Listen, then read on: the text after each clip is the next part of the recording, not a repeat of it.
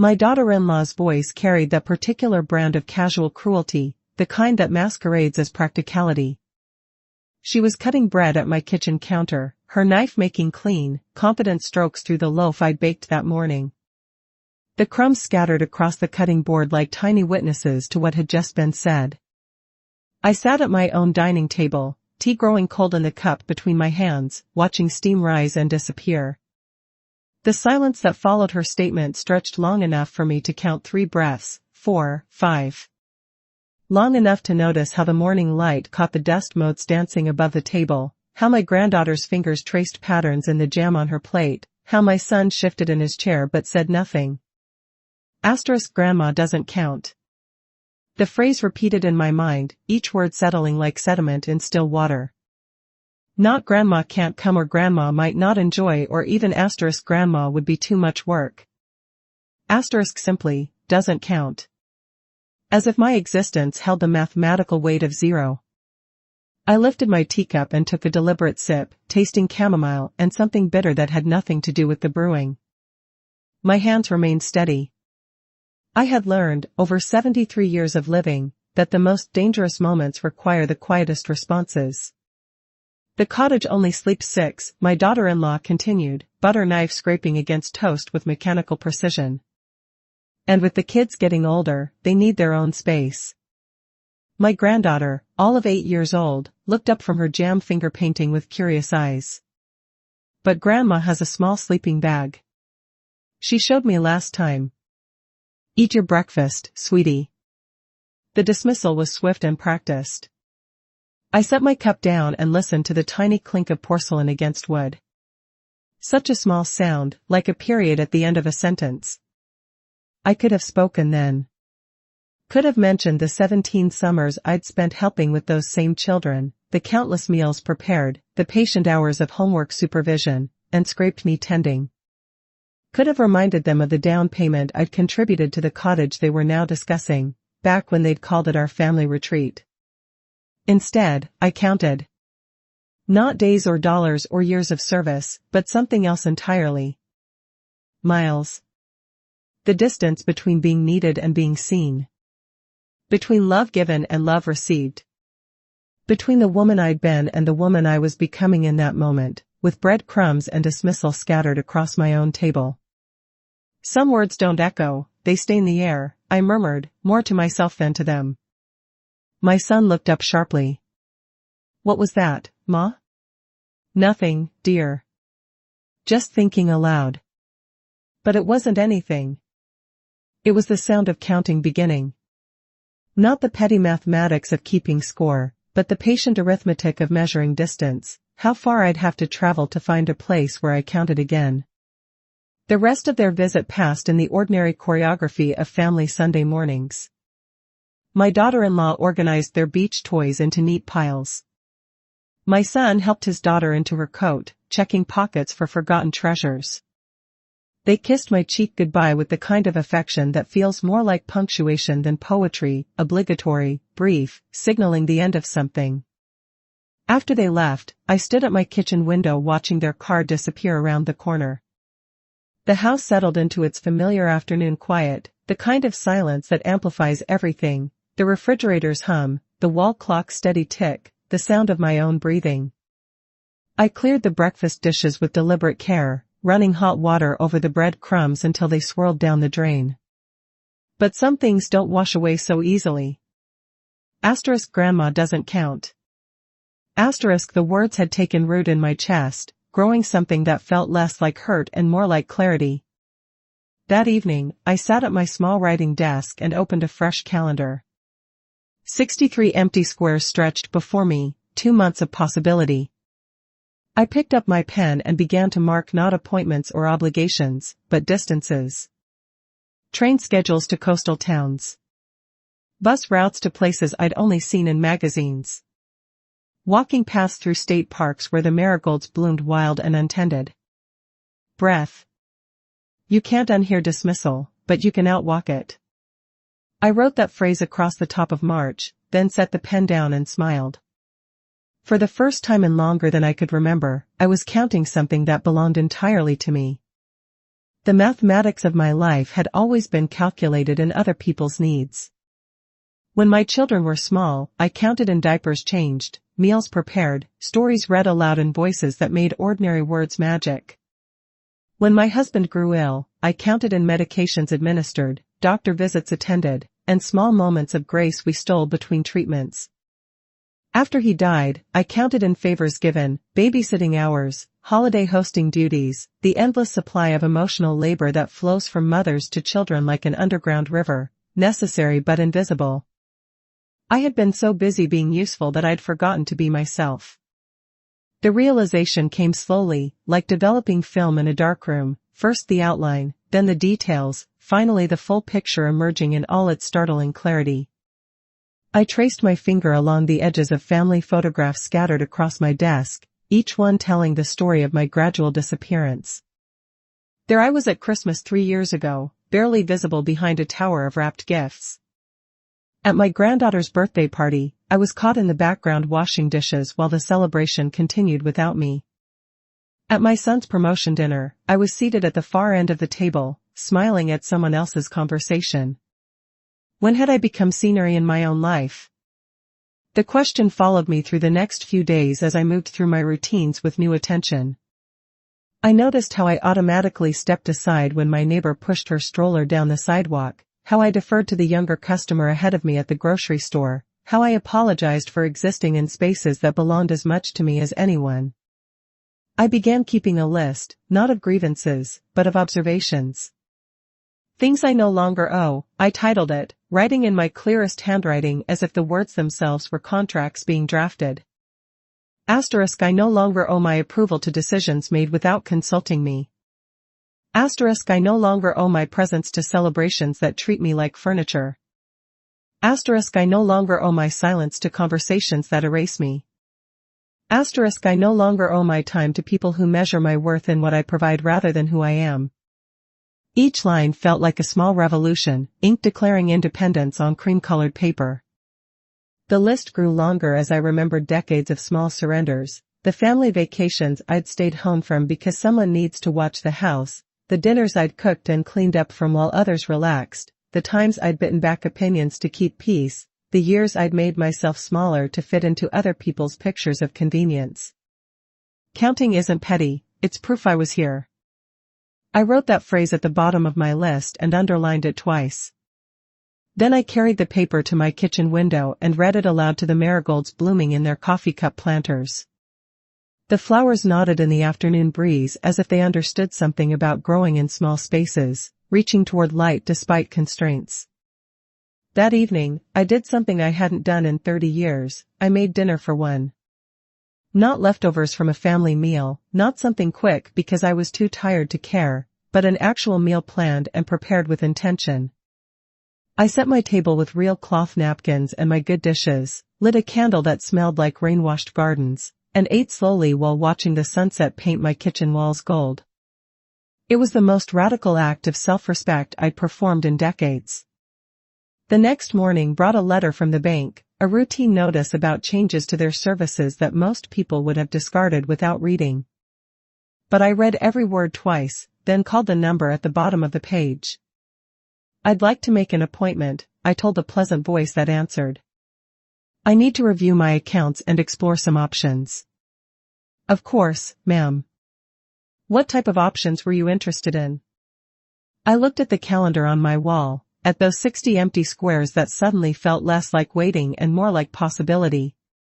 Travel, I said, surprising myself with the steadiness of my voice. I'm planning to travel. The bank appointment was scheduled for the following Tuesday. 3 days to prepare, to gather papers and make lists, to convince myself that a 73-year-old woman had every right to reorganize her life around her own dreams instead of other people's expectations. I spent those 3 days like an archaeologist, excavating the buried layers of my financial life.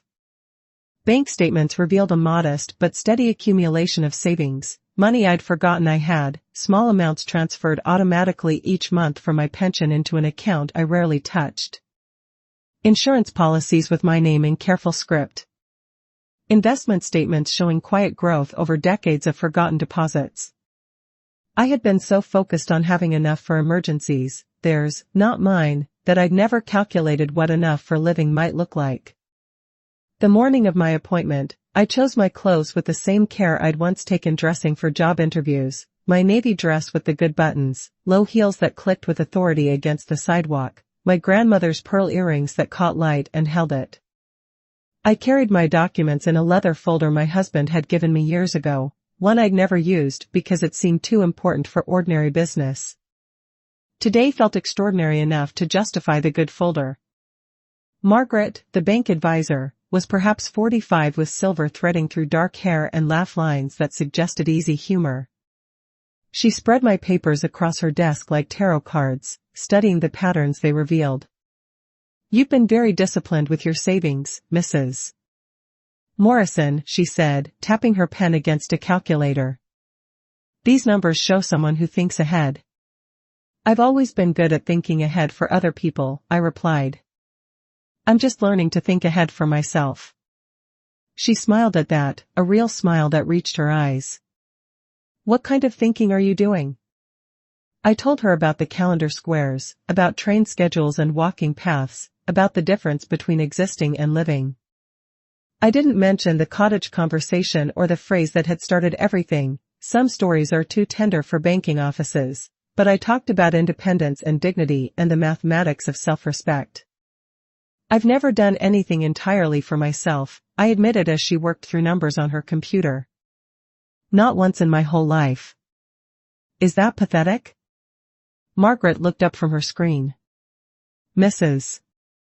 Morrison, do you know how many people sit in this chair planning what they want to leave behind versus what they want to do while they're still here? You're in the minority, and it's not pathetic. It's brave." Brave. The word settled around my shoulders like a coat that fit better than I'd expected. She helped me set up a travel account, automated transfers to build funds for planned adventures, and a simple trust structure that would protect my assets while giving me complete freedom to use them as I chose. Each signature felt like a small revolution, ink declaring that my life belonged to me again. "Paperwork is prayer in ink," I murmured as I signed the final document. "I'm sorry?" "Nothing, dear. Just something my husband used to say." Though he'd never said it, the words had come from somewhere deeper, from the part of me that understood ritual and transformation, from the woman I was becoming rather than the one I'd been. As I walked home from the bank, I stopped at the travel agency 2 blocks from my house, a small storefront I'd passed hundreds of times without really seeing. The window displayed photographs of coastal towns, mountain vistas, and small cities known for their bookshops and cafes. The bell chimed as I entered, and a young man with kind eyes looked up from his computer. "How can I help you today?" "I need to learn about traveling alone," I said. "Not tours or group activities, but solo travel. For someone who's never done it before." He spent the next hour teaching me about train routes and bed and breakfasts, about travel insurance and the best apps for finding local restaurants. He printed maps and brochures, explained the logistics of one-person accommodations, and never once suggested that someone my age might need special arrangements or considerations. "The coast is beautiful this time of year," he said, circling a town called Millhaven on one of his maps. "Quiet, but not empty. Good walking paths, a library right on the main street, and a bed and breakfast run by a woman who used to be a teacher. Guests say it feels like visiting a friend." I studied the photograph, a row of cottages painted in soft blues and greens, window boxes bright with flowers, a wooden walkway leading down to a beach where waves lapped gently against weathered pilings. "How far is it?" I asked. 3 hours by bus, if you want to ease into train travel. You could go for a weekend, see how it feels." "A weekend?" 48 hours of my own choosing, in a place where nobody knew me as someone's mother or grandmother or helpful neighbor. Where I could be exactly who I was without the accumulated weight of other people's expectations. "I'll take it," I said, and meant it. The bus ticket was printed and tucked into my purse within minutes. The departure was set for Friday morning, 5 days away. Enough time to prepare, but not enough to lose my nerve. Walking home, I felt something shifting in my chest, like furniture being rearranged in a room I'd lived in so long I'd stopped noticing the layout. Space was opening up, possibilities spreading like afternoon light across familiar walls. That evening, I called my neighbor Evelyn to ask if she could collect my mail over the weekend. We'd been nodding acquaintances for 3 years, the kind of neighbors who borrowed cups of sugar and discussed the weather with comfortable predictability. "Going somewhere nice?" she asked. "The coast," I said, testing how the words felt in my mouth. "Just a small trip." "Good for you. I keep saying I should do something like that, but... well, you know how it is." I did know how it was. I'd known for 73 years. But I was learning something new about the difference between knowing how things are and accepting how things have to stay. "Maybe next time you could join me," I said, surprising us both. "I'd like that," Evelyn replied, and I could hear the smile in her voice. "I really would." After we hung up, I sat at my kitchen table and made lists. Not the anxious kind that tries to control every variable, but the hopeful kind that imagines possibility. What to pack in a small suitcase. Books to bring for evening reading. Questions to ask the bed and breakfast owner about local history. The marigolds and their coffee cup planters nodded approval in the evening breeze, and I nodded back. We were all learning something about growing in the direction of light. Friday morning arrived bright and clear, the kind of day that makes even ordinary activities feel touched with magic. I dressed in comfortable clothes that moved well, soft jeans, a sweater the color of sea foam, walking shoes that had been waiting patiently in my closet for adventures that never quite materialized. My small suitcase sat by the front door, packed with modest necessities and immodest hopes. I'd included my good camera, unused since my husband's death, and a journal with empty pages that seemed to whisper possibilities. The bus station buzzed with the particular energy of people going places, teenagers heading home from college, business people juggling phones and coffee, families beginning vacation adventures. I bought my ticket from a machine that spoke in 3 languages and found my seat among travelers who looked as varied as their destinations. As the bus pulled away from familiar streets, I pressed my face to the window like a child seeing the world for the first time. The city gave way to suburbs, then farmland, then the kind of rolling countryside that exists in the spaces between where we start and where we're going. The woman across the aisle was reading a novel, occasionally laughing at something on the page. The teenager behind me listened to music that leaked softly from her headphones, something with a melody that made her nod along unconsciously. The businessman in front dozed with his briefcase clutched protectively against his chest. We were all strangers sharing the same direction, and somehow that felt like the most natural thing in the world. Halfway to Millhaven, the bus stopped at a roadside restaurant where passengers could stretch their legs and buy coffee. I ordered tea and a butter biscuit, eating standing up at a high table while watching trucks rumble past on the highway. Freedom sounds like an engine firing once, then again, I murmured to my reflection in the window. An elderly man at the next table looked over and smiled. "Going somewhere special?" "I think so," I said. "I've never been there before." "Best kind of travel," he replied, raising his coffee cup in a small toast. "Here's to first times." I lifted my tea in response, and we drank to the courage of trying new things regardless of age or circumstance or the opinions of people who measure worth in terms of convenience. Millhaven appeared gradually, like a photograph developing in slow motion. First, the outskirts, a gas station, a few houses with generous gardens, a sign welcoming visitors to a community by the sea. Then the main street, lined with shops that looked like they'd grown organically from the landscape rather than being imposed upon it. The bed and breakfast sat at the end of a tree-lined street, exactly as pictured but somehow more welcoming in person. The paint was fresher, the flowers more abundant, the whole place radiating the kind of care that comes from genuine love rather than mere maintenance. Sarah, the owner, met me at the front door with flower-dusted hands and the kind of smile that makes strangers feel like expected guests. "You must be Mrs. Morrison. Welcome to Millhaven. How was your trip?" "Perfect," I said, and realized I meant it completely. She showed me to a room painted the color of morning sky, with windows that overlooked the garden and bookshelves lined with novels organized by mood rather than alphabet. A small table held fresh marigolds in a blue ceramic vase, and I laughed out loud at the coincidence. "Something funny about the flowers?" Sarah asked. "Just. They seem to follow me around lately. In the best possible way. Marigolds are like that," she said. "They show up where they're needed." That afternoon, I walked the length of Millhaven's Main Street twice, not because it was particularly long, but because I wanted to memorize everything. The bookshop has its hand-lettered signs and reading chairs positioned to catch the afternoon light. The cafe where locals gathered over newspapers and quiet conversation. The pier stretched into water so blue it looked borrowed from postcards. I bought postcards at the general store, not to send, but to keep as evidence that I'd been here, that this place existed, and I'd found it on my own. The clerk, a woman about my daughter-in-law's age, chatted easily about the weather and local hiking trails, treating me like someone who belonged rather than someone just passing through. "First visit to Millhaven?"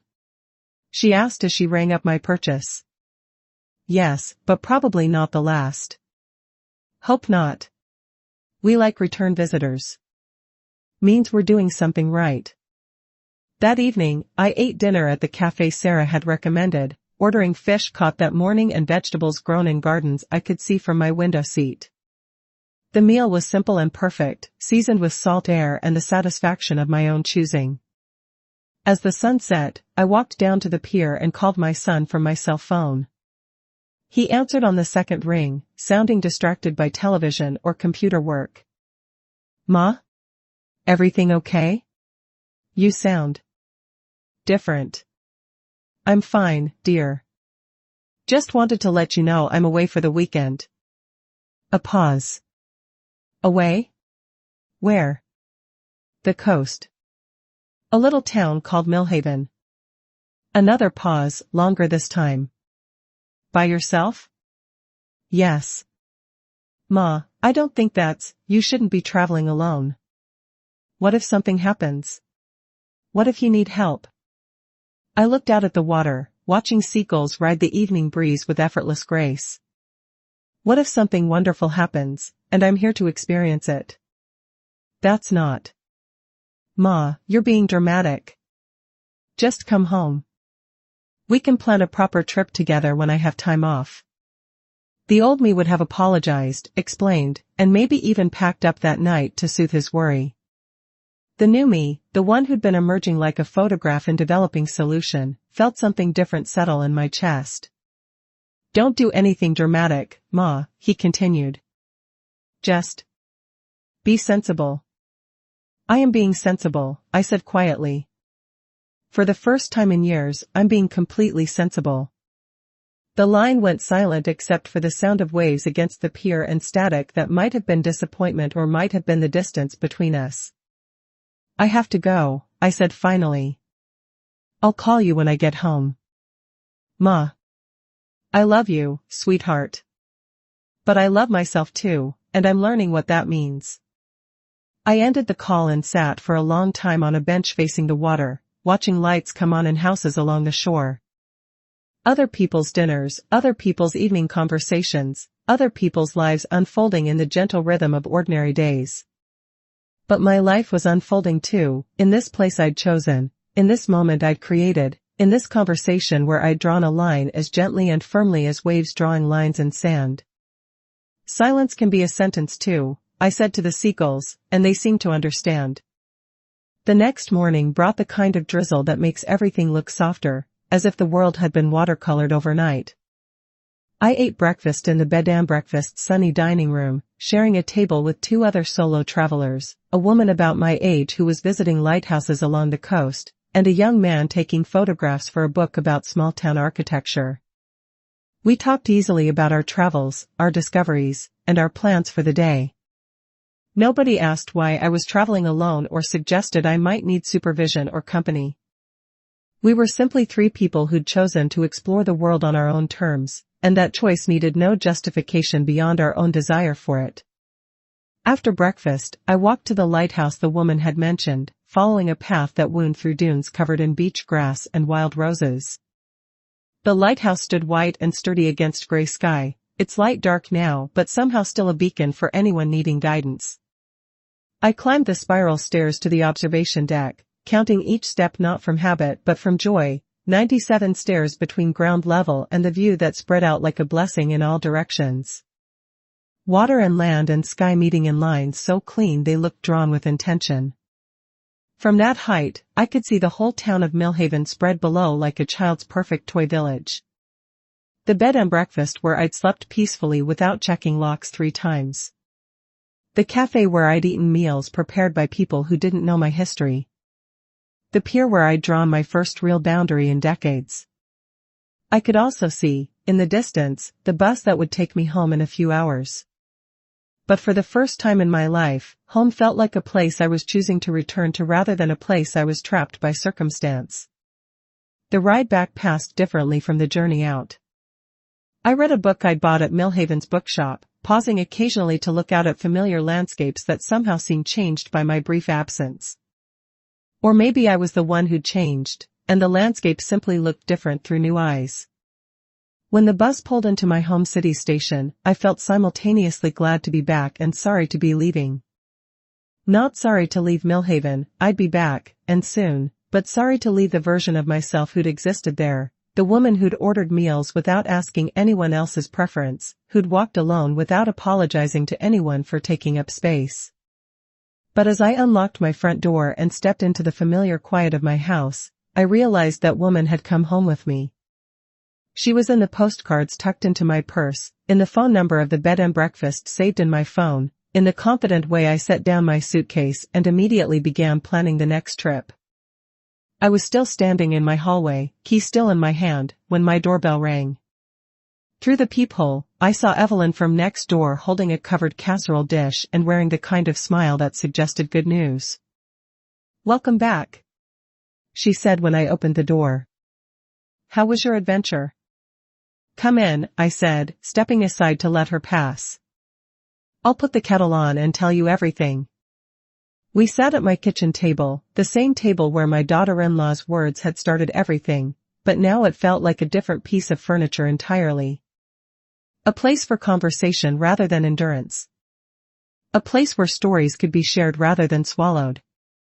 Evelyn listened with the kind of attention that makes storytelling a pleasure rather than a performance.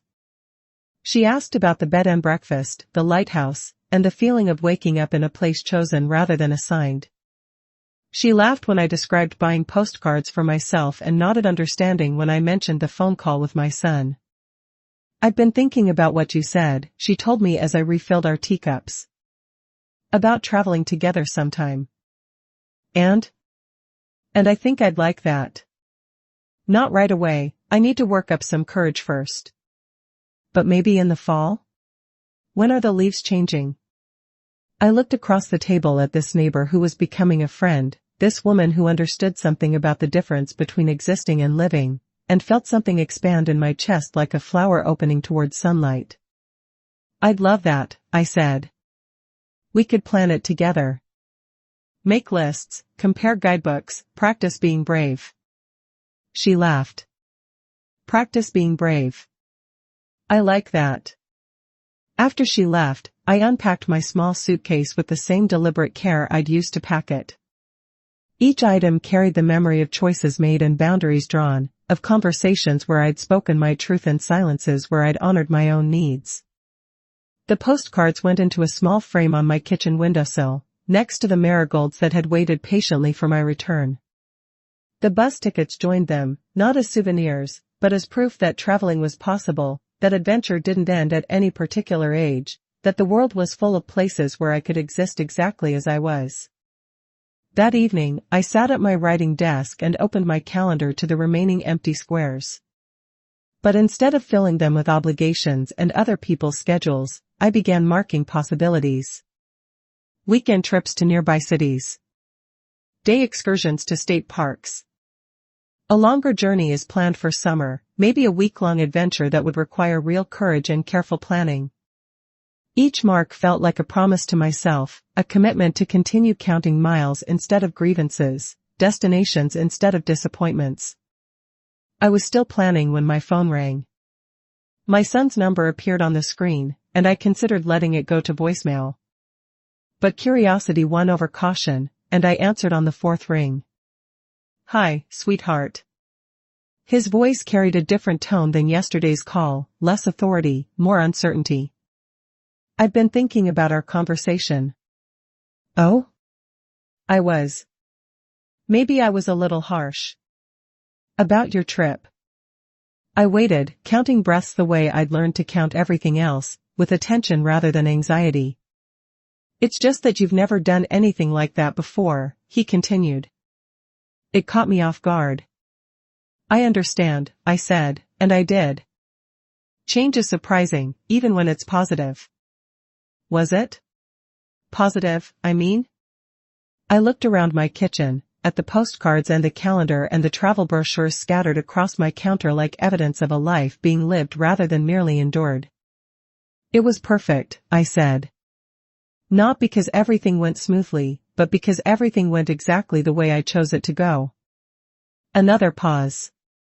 Then, quietly, "I'm glad, Ma. I really am. Thank you for saying that." "And Ma?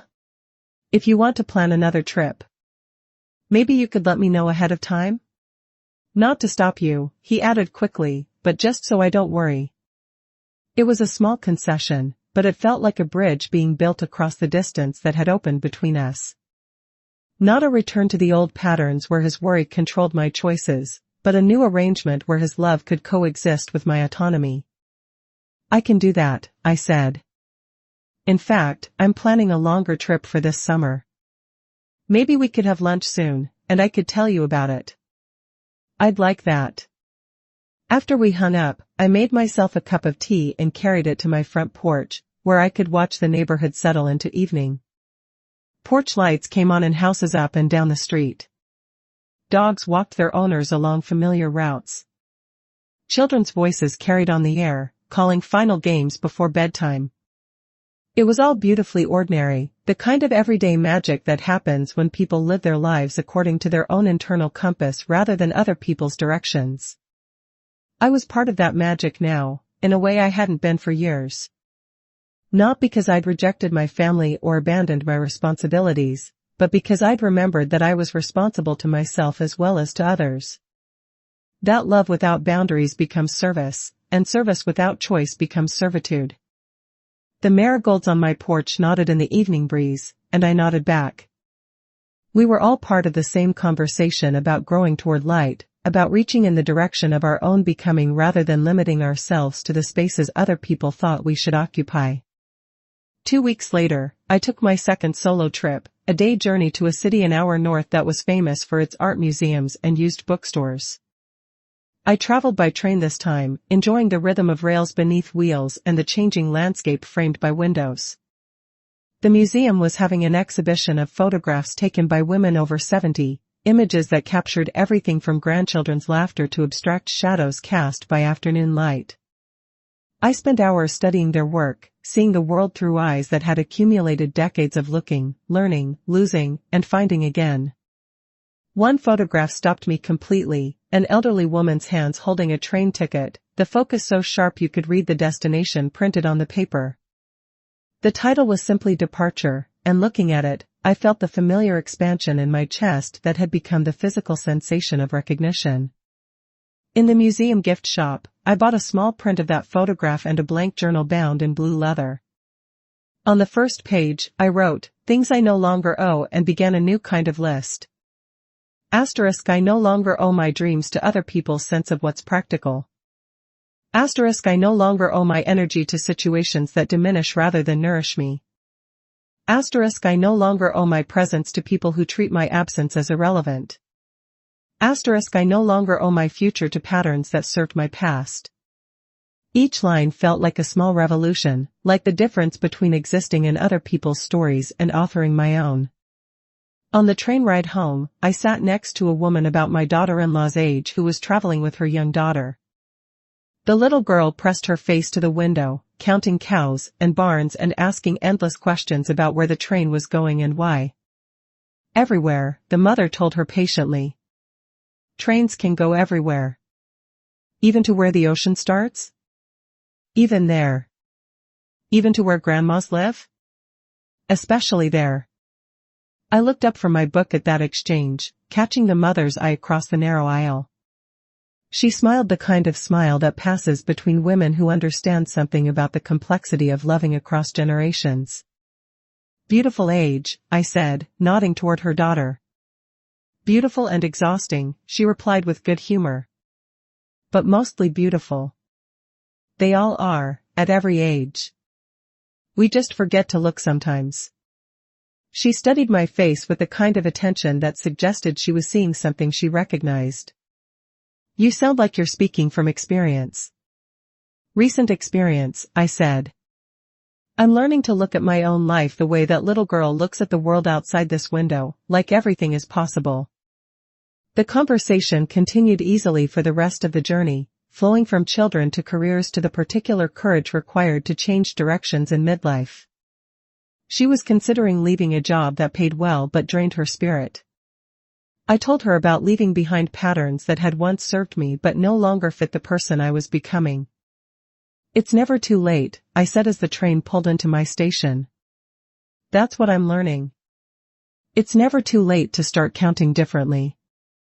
As I gathered my things and prepared to disembark, the little girl looked up at me with the serious attention children give to important questions. Are you going somewhere good? She asked. I think so, sweetheart. I think I'm going exactly where I'm supposed to be. And I was. Home to my house with its marigolds and calendars and growing collection of travel brochures. Home to friendships deepening beyond pleasantries and family relationships evolving beyond old patterns. Home to myself, finally, after decades of living in other people's versions of who I should be. That night, I called the bed and breakfast in Millhaven and made a reservation for the following month.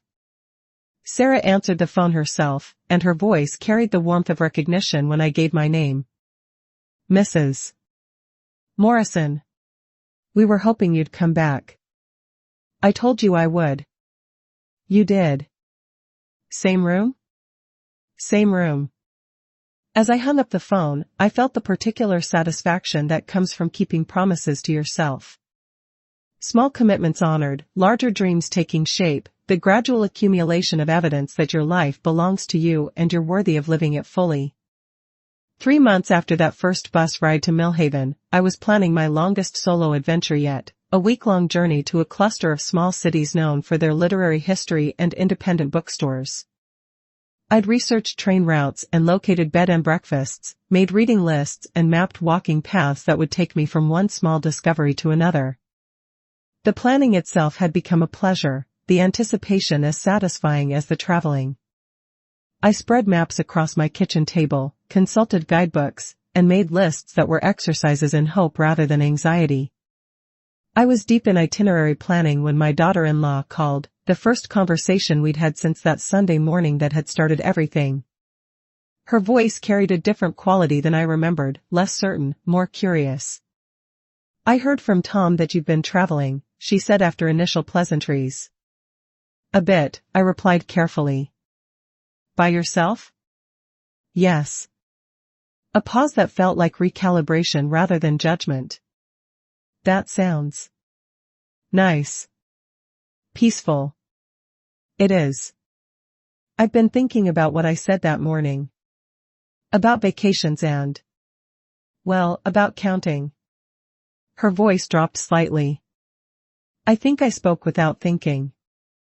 It was as close to an apology as I was likely to receive, and I found myself grateful for the effort it represented. We all speak without thinking sometimes, I said. The important thing is what we do afterward. Would you? Would you like to have lunch sometime? Just us? I'd like to hear about your travels. The invitation surprised me, but it felt genuine rather than obligatory. I'd like that very much. We made plans for the following week, choosing a small cafe downtown that I'd discovered during one of my day trips. As I wrote the date on my calendar, I realized this lunch would be another kind of first, the first time my daughter-in-law and I would sit together as adults choosing each other's company rather than enduring it out of family obligation. The lunch, when it happened, was a revelation. Without the familiar backdrop of my kitchen and the established roles we'd always played there, we talked like two women discovering shared interests rather than in-laws fulfilling expectations. She told me about her own dreams of travel, postponed year after year for practical reasons that seemed less convincing with each retelling. I told her about the lighthouse in Millhaven, about eating meals prepared by strangers who treated me with casual kindness, about the difference between being needed and being seen. I've never done anything completely alone, she admitted over coffee. Not since I was single, and even then, not really. It's terrifying at first, I said. And then it's wonderful. Like remembering a language you used to speak fluently. The language of being yourself? Exactly that. As we prepared to leave, she did something unexpected. She asked for one of my travel brochures, studying the photographs of small cities and quiet museums with the kind of attention that suggested possibility rather than idle curiosity. Maybe I'll try something small first, she said. A day trip, like you started with. If you do, I'd love to hear about it. Really? Really. We could compare notes. Compare discoveries. The conversation had shifted something between us, creating space for a relationship that existed independently of our shared connection to my son and granddaughter. Not friends exactly, but not adversaries either. Something new and tentative and potentially wonderful. Walking home from that lunch, I felt the familiar expansion in my chest, but gentler this time, like a flower opening slowly in warm sunlight rather than breaking through frozen ground. Change, I was learning, didn't always require dramatic gestures. Sometimes it moved through small conversations and tiny shifts in attention, accumulating like interest in an account you'd forgotten you owned. That evening, I did something I'd been thinking about for weeks. I called my granddaughter directly, asking to speak with her rather than simply accepting whatever conversation happened when her parents answered the phone. Grandma.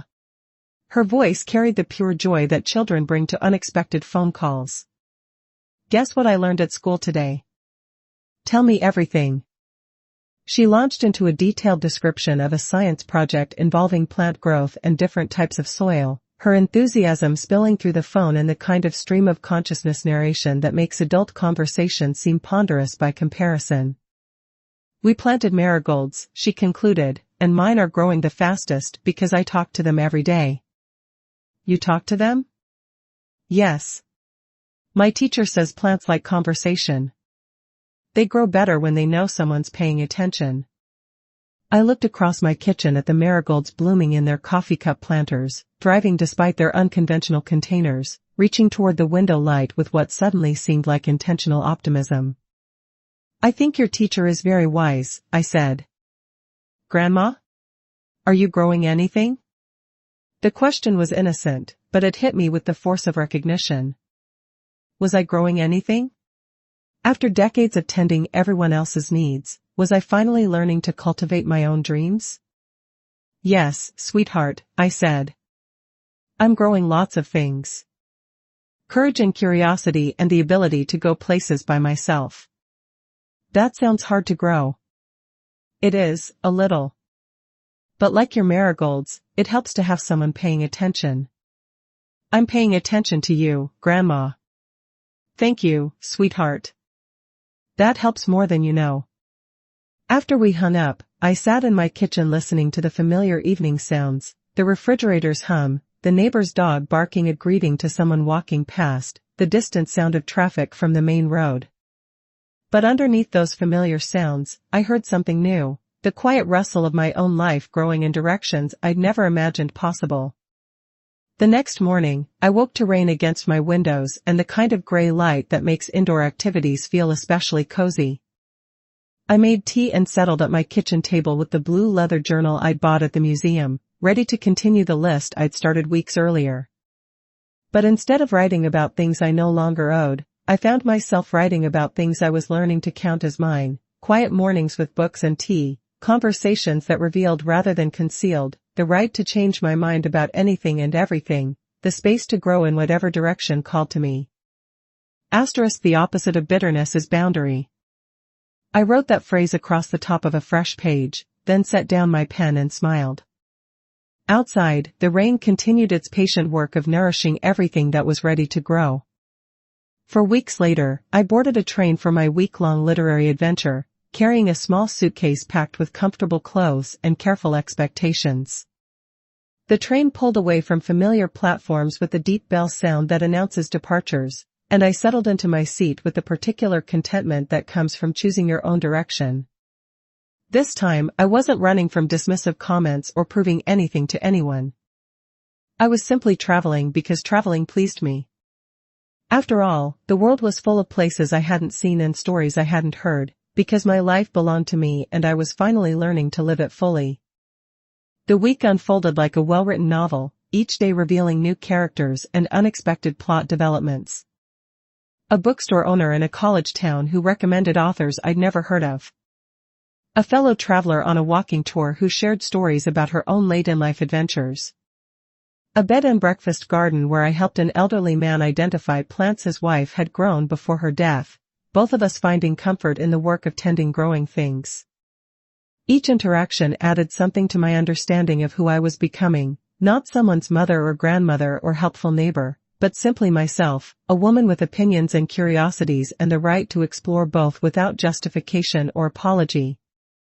On the last day of the trip, I sat in a coffee shop overlooking a town square where a farmer's market was setting up for the morning.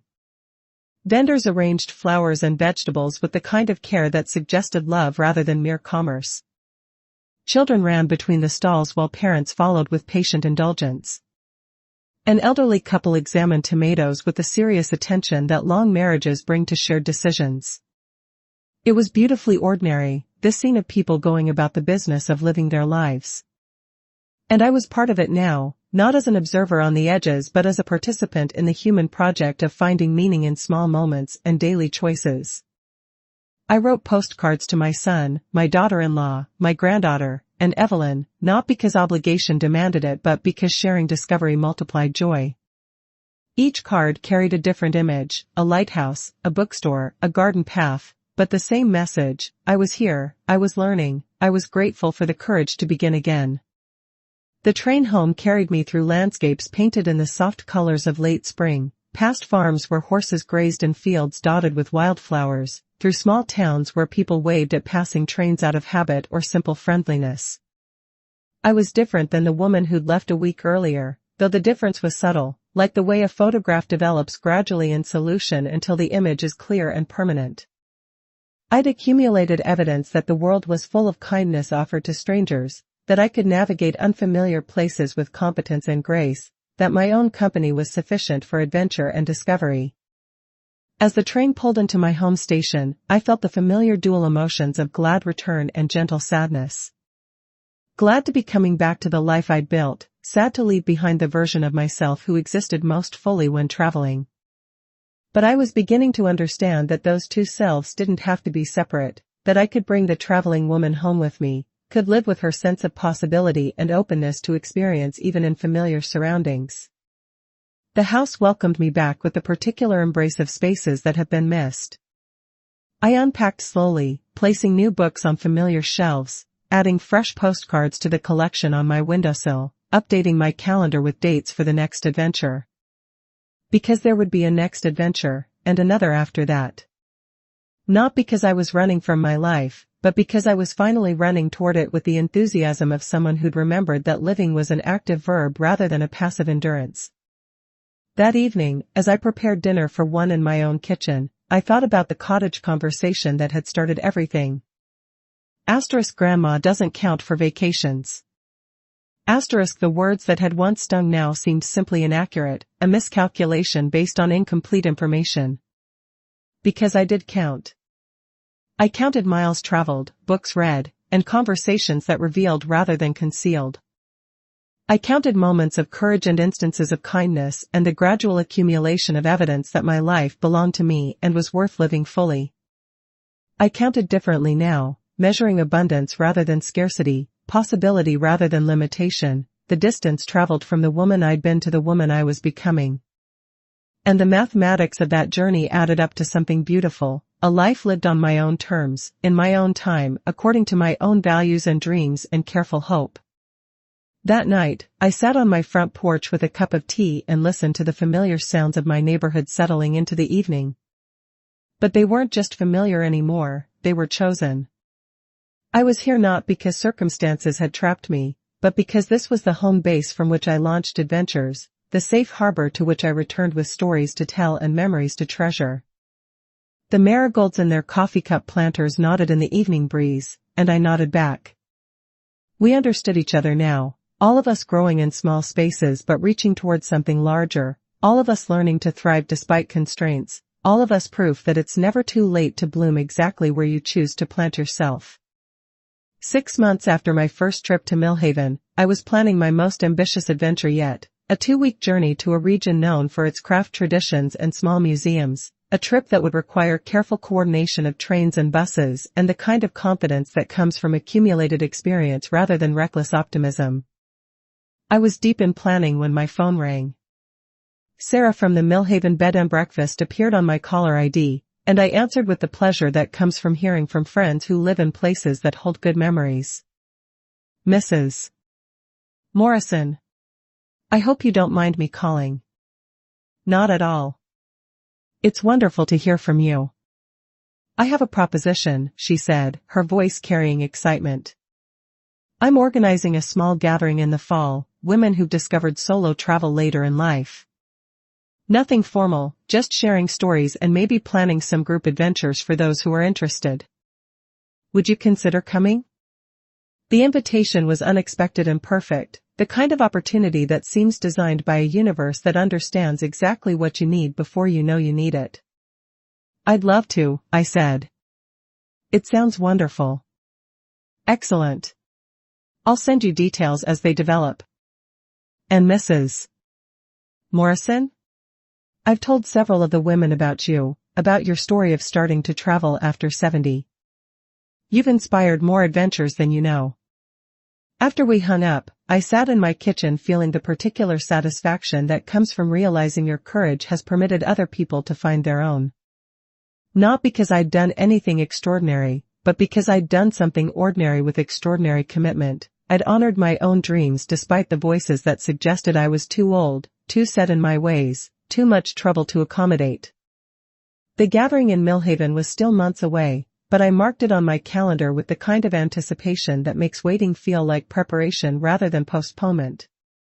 I would have stories to share by then, accumulated wisdom about the logistics and joys of solo travel, evidence that the world was full of places where aging women could exist exactly as they were without apology or explanation. That evening, I did something I'd been thinking about for weeks. I called my daughter-in-law to share the news about the gathering and, more importantly, to extend an invitation. It sounds wonderful, she said after I'd explained about the weekend and the women who'd discovered travel as a form of self-respect. But I'm not sure I qualify. I haven't done any solo traveling yet. But you've been thinking about it, I said. That counts. Does it? Absolutely. Dreams count, even before they become plans. Plans count, even before they become trips. The whole journey counts, not just the destination. A pause that felt like consideration rather than resistance. Would you? Would you want company? If I decided to come? The question was tentative, offered with the kind of vulnerability that makes conversations sacred rather than merely social. I'd love company, I said. But only if you're coming for yourself, not for me. For myself, she said, testing how the words felt. Yes, I think I could do that. The phone call ended with plans to discuss details over another lunch, to research the trip together, and to approach it as a shared adventure rather than a family obligation. Something was shifting between us, creating space for a relationship based on mutual respect rather than established roles. After we hung up, I sat at my kitchen table and opened my blue leather journal to a fresh page. Instead of writing about things I no longer owed, I began a new list, things I'm learning to count. Asterisk the weight of my own decisions. Asterisk the sound of my own voice speaking truth. Asterisk the distance between who I was and who I'm becoming. Asterisk the number of people who've said, I wish I had your courage, and meant it. Asterisk the accumulating evidence that it's never too late to start counting differently. Each line felt like a small celebration, ink marking the mathematics of transformation. Outside my window, the marigolds bloomed with the persistence of small things that refused to accept limitations, and I smiled at their example. We were all learning something about growing in whatever direction called to us, about the difference between existing and thriving, about the courage required to count ourselves worthy of our own dreams. The Millhaven gathering was everything Sarah had promised and more. 8 women ranging in age from 62 to 81, each with stories of adventure discovered later in life. We shared meals and walked the beach paths and talked late into the evening about the particular freedom that comes from traveling with your own approval rather than anyone else's permission. My daughter-in-law fit seamlessly into the group, her shy enthusiasm welcomed by women who remembered their own first tentative steps toward independence. She listened to stories of train journeys through mountain towns, of bed and breakfasts in foreign countries, of the gradual accumulation of confidence that comes from navigating the world according to your own compass. On the last evening, we sat around Sarah's fireplace sharing what we'd learned about ourselves through travel. When my turn came, I found myself thinking about the cottage conversation that had started everything, about the phrase that had once stung and now seemed simply inaccurate. I learned that counting matters, I said. Not keeping score or holding grudges, but the careful mathematics of self-respect. Counting miles traveled instead of years wasted. Counting experiences chosen instead of opportunities missed. Counting the accumulating evidence that we're worthy of our own dreams. The women nodded understanding, and I felt the particular warmth that comes from being seen clearly by people who've traveled similar paths towards similar discoveries. Later that evening, my daughter-in-law and I walked along the pier under stars that seemed closer to earth than usual, both of us quiet with the contentment that follows meaningful conversation. Thank you, she said as we reached the end of the walkway. For what? For showing me that it's never too late to start counting differently. I looked out at water that reflected starlight like scattered coins, thinking about all the ways we measure value and worth and the importance of choosing our own metrics. It's the most important mathematics I've ever learned, I said. The next morning, as we prepared to leave Millhaven, Sarah gave each of us a small potted marigold as a remembrance of the weekend. For growing wherever you plant yourselves, she said, hugging each woman goodbye. I carried mine carefully on the bus ride home, thinking about all the small spaces where beautiful things could bloom if given adequate attention and care. My kitchen windowsill had room for one more coffee cup planter, one more reminder that growth was possible at any age, in any circumstance, for anyone brave enough to reach toward light. Back home, I settled the new marigold among its companions and stepped back to admire the small garden I'd created without quite realizing it. 7 coffee cups, 7 bright faces turning toward the window, 7 examples of making do with what's available while still growing in the direction of dreams. Asterisk peace doesn't announce itself, it sits down quietly. I wrote that phrase on the last page of my blue leather journal, then closed the book and placed it on the shelf with the others I'd filled over the months of learning to count differently. Evidence accumulated in careful handwriting, proof that transformation was possible, one small choice at a time. That evening, I made myself a cup of tea and carried it to my front porch, where I could watch the neighborhood settle into the familiar rhythms of ordinary life. Children called to each other across yards. Dogs walked their owners along well-known routes. Porch lights came on in houses where people lived their lives according to whatever internal compass guided them. I was part of it all now in a way I'd never been before, not as someone watching from the edges, but as a full participant in the human project of making meaning from daily choices and accumulated experiences. My phone buzzed with a text message from my granddaughter. Grandma, my marigolds are still growing. Are yours? I looked through my kitchen window at the bright faces nodding in their coffee cup planters, then typed back, yes, sweetheart. They're growing beautifully. Mine too. I talk to them every day like you taught me. Asterisk like you taught me. Asterisk the phrase settled around my heart like a blessing I hadn't known I was waiting for. Somehow, without planning or intention, I'd become someone worth learning from, someone whose example permitted other people to grow in their own chosen directions. I was still holding my phone, still smiling at my granddaughter's message, when another text arrived. This one from my daughter-in-law, booked a solo day trip for next weekend. Thank you for the courage. And then, a few minutes later, one from Evelyn, still planning our fall adventure? I found some beautiful train routes through Vermont. The messages kept coming, small updates from women who'd learned something about counting their own worth, about the mathematics of self-respect, about the possibility of growing in whatever direction called to them. I answered each message with the same phrase, so proud of you for counting yourself worthy of your own dreams. Because that's what it had all been about, from the beginning. Not the traveling or the adventures or the dramatic gestures of independence, but the simple radical act of counting myself worthy of my own attention, my own dreams, my own carefully cultivated hope. As the evening deepened and the neighborhood settled into quiet, I sat on my porch and did what I'd learned to do so well, I counted. Not grievances or disappointments or years I felt I'd wasted, but miles traveled and friends made and moments of courage that had accumulated like interest in an account I'd forgotten I owned. The mathematics added up to something beautiful. A life lived according to my own values, measured by my own metrics, counted in units of respect and dignity, and the particular joy that comes from choosing your own adventure. Somewhere in the distance, a train whistle announced another departure, another journey beginning. I listened to its call and smiled, knowing that there would always be more adventures ahead, more opportunities to grow in whatever direction called to me, more chances to count myself worthy of my own dreams. I stood up slowly from my porch chair, gathering my empty teacup and the evening's accumulated contentment.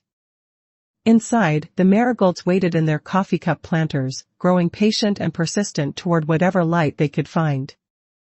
They were right to reach toward illumination. We all were. At any age, in any circumstance, despite any voice that suggested we were too old or too set in our ways or simply didn't count. Because we did count. Every dream, every small courage, every tentative step toward the life we actually wanted instead of the one we'd been assigned.